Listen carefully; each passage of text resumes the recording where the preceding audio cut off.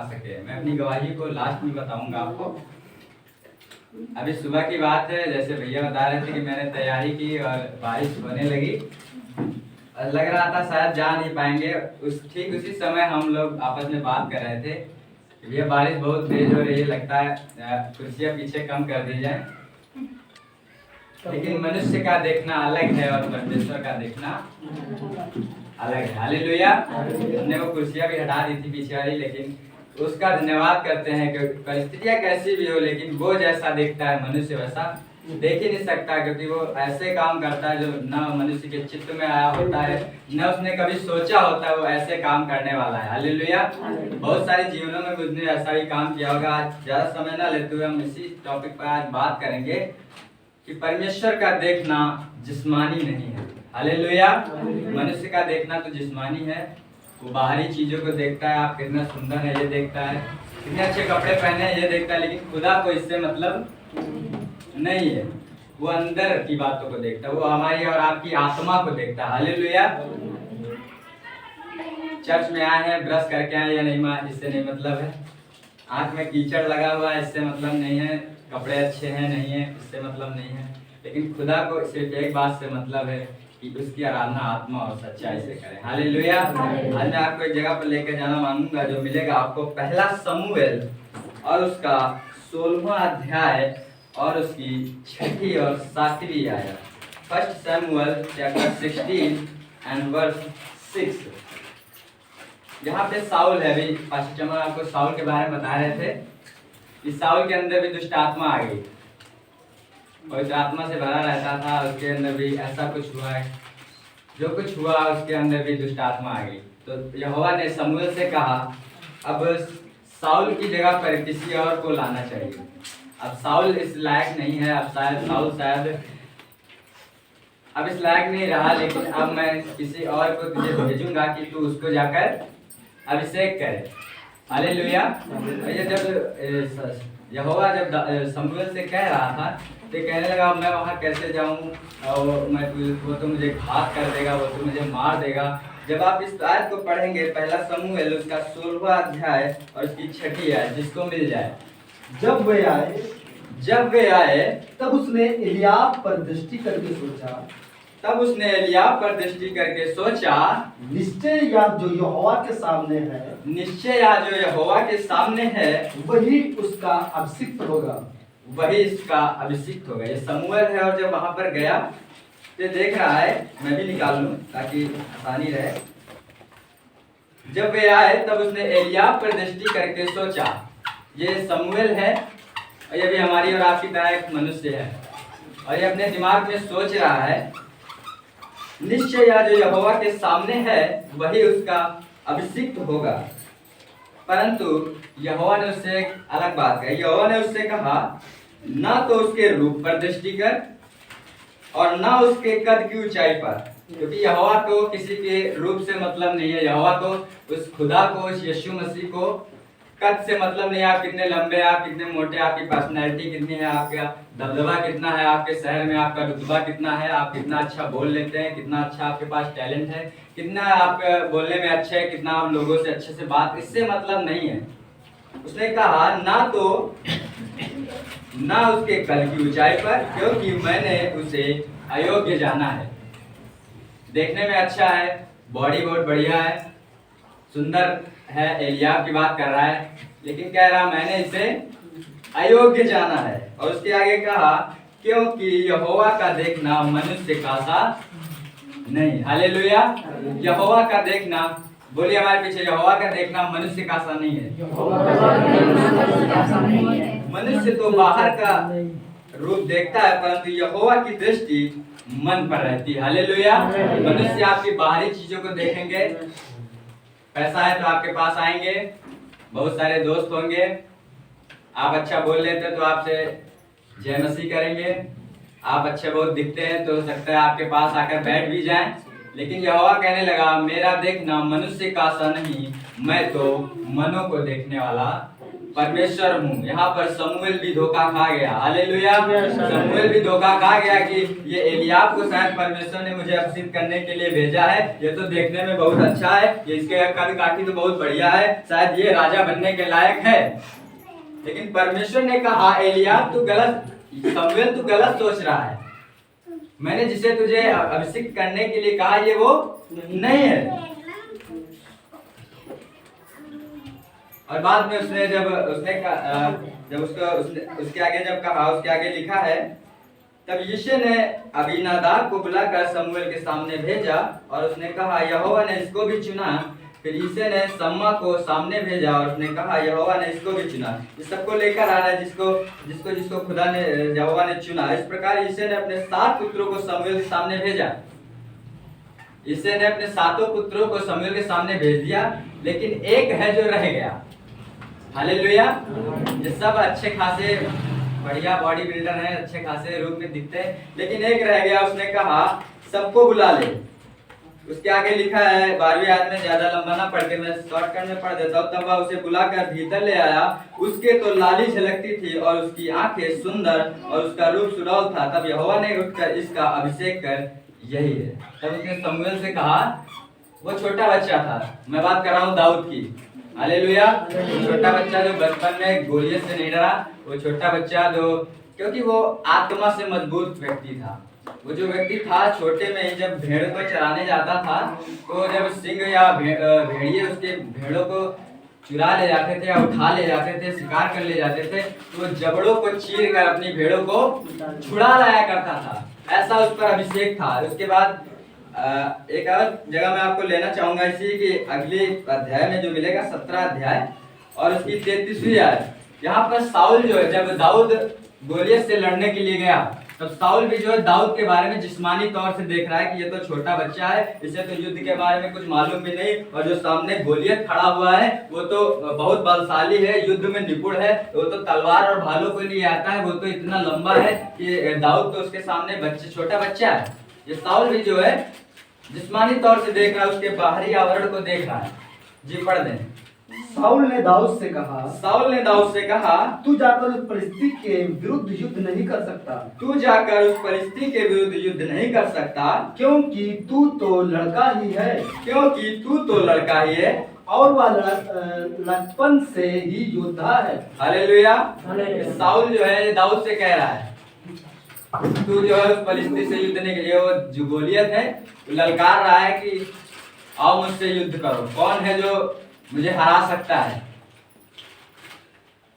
तो दाऊद ने कहा, दाऊद जब लड़ने को तैयार हुआ तो साउल ने दाऊद से कहा तू जाकर उस परिस्थिति के विरुद्ध युद्ध नहीं कर सकता, क्योंकि तू तो लड़का ही है। वो उसकी उम्र को देख रहा है, वो उसके कद को देख रहा है, वो उसके बाहरी चीजों को देख रहा है कि तू तो उसके सामने भी छोटा बच्चा है, तू कैसे लड़ पाएगा, वो तो तुझे एक ही झटके में पटक देगा, वो तो तुझे एक ही झटके में लताड़ देगा। साउल कह रहा है कि तू उससे युद्ध नहीं लड़ सकता, क्योंकि तू तो लड़का ही है और वह लड़कपन से ही योद्धा है।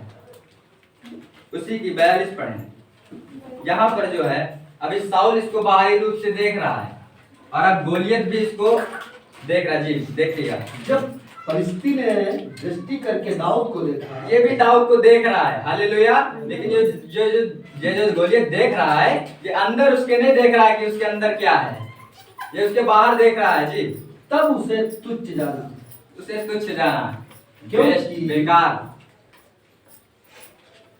क्योंकि वह लड़का ही था, क्योंकि वो लड़का ही था और उसके मुख पर लाली झलकती थी। हाँ, और वह सुंदर था। हाँ। तब परिस्थिति ने दाऊद से कहा, जी क्या मैं कुत्ता हूँ कि तू लाठी लेकर मेरे पास आया है। हाँ, जैसे छोटे बच्चे कुत्तों को लेकर दौड़ाते ना, कहने लगा क्या मैं कुत्ता हूँ जो तू मुझे लेकर लाठी लेकर मुझे डराने आया है। गोलियत दाऊद से कहने लगा, क्योंकि उसके चेहरे से लाली उस बच्चे झलकती जो बहुत छोटे होते हैं ना, हम जैसे लोगों के नहीं लाली झलकती, छोटे छोटे बच्चे जैसे निशांत हो गए, लाली झलकती है। हालेलुया। वो ऐसा छोटा बच्चा है। गोलियत भी कह रहा है अरे ये तो छोटा बच्चा है, ये क्या कर लेगा, ये मेरा क्या कर लेगा, मैं तो इतने सालों से युद्ध लड़ता है, मेरी कद काठी तो बहुत बढ़िया है, मैं तो ये तुच्छ सा लड़का मुझे हराएगा। ये भी उसकी बाहरी चीजों को देख रहा है, बाहरी या जिस्मानी चीजों को देख रहा है, ये उसकी आत्मिक चीजों को नहीं देख रहा। हालेलुया। बाहरी चीजों ना कहकर जिस्मानी चीजों, वो उसकी जिस्मानी चीजों को देख रहा है कि उसका जिस्म कैसा है, उसका वो तो काठी बहुत छोटी है, लेकिन ये उसकी आत्मिकता को नहीं देख रहा है कि छोटा बम बड़ा धमाका है। हालेलुया। उसके आगे क्या लिखा है जी? तब फलिस्ती अपने देवताओं के नाम लेकर दाऊद को कोसने लगा। जी उसको छोड़ दे, अब उसी के 45 में आ जाए। दाऊद ने फलिस्ती से कहा, हाँ दाऊद ने फलिस्ती से कहा, तू तो तलवार और भाला। दाऊद फलिस्ती से कहने लगा, उस गोलियत से कहने लगा, तू तो तलवार भाले लेकर आता है और सांग लिए वो मेरे पास आता है। हाँ, परंतु मैं सेनाओं के यहोवा के नाम से तेरे पास आता हूँ। परंतु मैं, इसकी आत्मा देखिएगा कितना ये मजबूत व्यक्ति है, इसका विश्वास देखिएगा कितना मजबूत व्यक्ति है, इसकी आत्मिकता को देखिएगा। मैं चाहता हूँ कि हर एक इस व्यक्ति की तरह बने, ताकि हमारा आत्मिक जीवन इसकी तरह हो। ये छोटा बच्चा जरूर है, ये लाली जरूर झलक रही है, इसके काठी बहुत छोटी जरूर है, शायद लड़ने में निपुण भी नहीं है, लेकिन ये फिर भी गोलियत के सामने गया। मालूम क्यों? क्योंकि इसे विश्वास है जो मेरे अंदर है, जो मुझे सामर्थ देता है कि मैं शेरों के जबड़ों को चीर सकता हूँ, वो मुझे सामर्थ देगा कि मैं इस गोलियत को भी हरा सकता हूँ। इसका विश्वास इतना मजबूत था, ये आत्मा में इतना मजबूत था। जी इसके आगे बढ़िए। जो इजरायली सेना का परमेश्वर है, हाँ, और उसी को तूने ललकारा है, और उसी को तूने ललकारा है। आज के दिन यहोवा तुझको मेरे हाथ में कर देगा। आज ये नहीं करेगा शायद यहोवा तुझे मेरे हाथ में कर देगा। ये ऐसे नहीं बोल रहा है, शक के साथ नहीं बोल रहा है कि यहोवा शायद तुझे मेरे हाथ में कर दे। मैं छोटा हूँ, मैं हो सकता मैं हार जाऊं। और एक बात मुझे ये भी अच्छी लगी कि ये जो दाऊद है, ये भी उसकी जिस्मानी चीजों को देख नहीं रहा कि वो कितना बड़ा है। हालेलुया। ये नहीं देख रहा कि वो भाले लेकर आ रहा है, मैं तो निहत्ते हूँ, सिर्फ एक पत्थर है मेरे पास। जी इस्राएल में एक आज के दिन यहोवा तुझको मेरे हाथ में कर देगा। हाँ, और मैं तुझको मारूंगा, और तेरा सिर तेरे धड़ से अलग करूंगा, और मैं आज के दिन फलिस्ती सेना के सब आकाश के पक्षियों और पृथ्वी के जीव जंतुओं को दे दूंगा। जी तब समस्त पृथ्वी के लोग जान लेंगे हाँ, कि इजराइल में एक परमेश्वर है। इजराइल में एक परमेश्वर है। हालेलुया। और यह समस्त मंडली जान लेगी कि यहोवा तलवार या भाले के द्वारा जयवन नहीं करता, इसलिए कि संग्राम तो यहोवा है और वही तुम्हें हमारे हाथ में कर देगा। Praise the Lord. हालेलुया।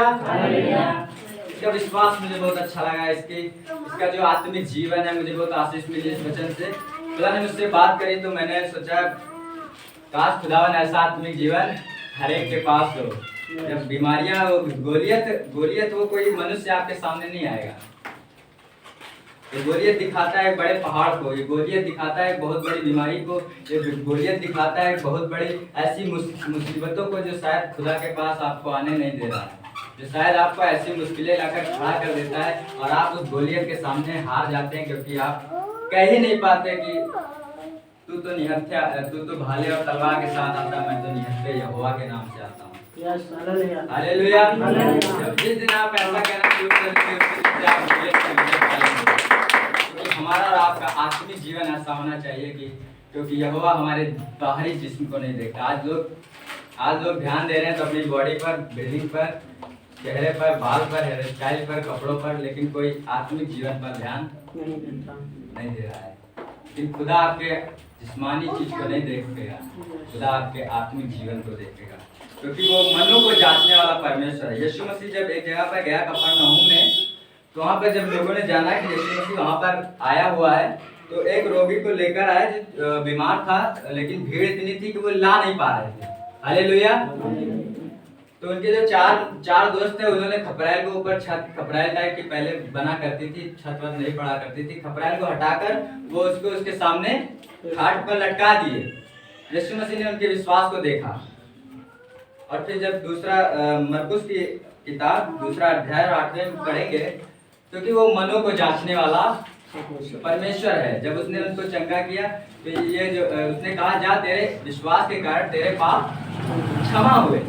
तो लोग आपस में मन में कहने लगे तब यहोवा ने उस यीशु मसीह ने जांच लिया कि ये मनों में, क्योंकि वो मनों को जांचने वाला है। जी 2:8 यीशु ने तुरंत अपनी आत्मा में जान लिया, तुरंत अपनी, यहाँ पे लिखा तुरंत अपनी आत्मा में जान लिया कि वे अपने अपने मन में ऐसा विचार कर रहे कि हैं, वो अपने अपने मन में ऐसा विचार कर रहे हैं। और उनसे कहा तुम अपने अपने मन में यह विचार क्यों कर रहे हो। बस तुम अपने मन में ऐसा विचार, मैं बताना ये चाहता हूँ कि वो मनों को जांचने वाला परमेश्वर है। वो आपके हृदय को देखता है। यहाँ पे बैठे आप क्या सोच रहे हैं मुझे नहीं मालूम, शायद पादरी नहीं जान पाएगा, हम यहाँ खड़े हम नहीं जान पाएंगे, आगे पास्टर चमन नहीं जान पाएंगे, लीडर नहीं जान पाएंगे, आपका बगल वाला नहीं जान पाएगा, लेकिन आप उसके भवन में बैठे हैं, चाहे जहाँ भी रहें, दुनिया के कोने किसी भी दाऊद कहने लगा मैं आकाश पे चढ़ूं तो तू वहाँ है, अधलोक में जाऊं तो तू वहाँ है, मैं कहाँ जाऊं कि तू वहाँ ना मिले। वो हर जगह पर है। और आप जैसा आपका मन जैसा रहेगा ना, वैसा ही वो भी जांचता मन को। जैसा आप मन में सोचते, जैसा आप ख्याल करते हैं, खुदावन भी वैसा ही काम करता है, क्योंकि वो जिस्मानी चीज़ों को नहीं, अंदरूनी चीज़ों को देखता है। अंदरूनी मतलब हमारे आत्मिक जीवन को देखता है। आशीष से बरकतें तब मिलेंगी जब हमारा और आपका आत्मिक जीवन अच्छा होगा। मेरी दुआ है कि आज सबों को ये वचन से बड़ी आशीष मिले, और मेरी दुआ है कि दाऊद की तरह आत्मिक जीवन हर एक का हो जाए, ताकि गोलियत के सामने कह सके कि तू तो तलवार भाले के साथ आता, मैं निहत्ते यहोवा के नाम से आता हूँ। हालेलुया। आपको इस वचन से बड़ी आशीष दे।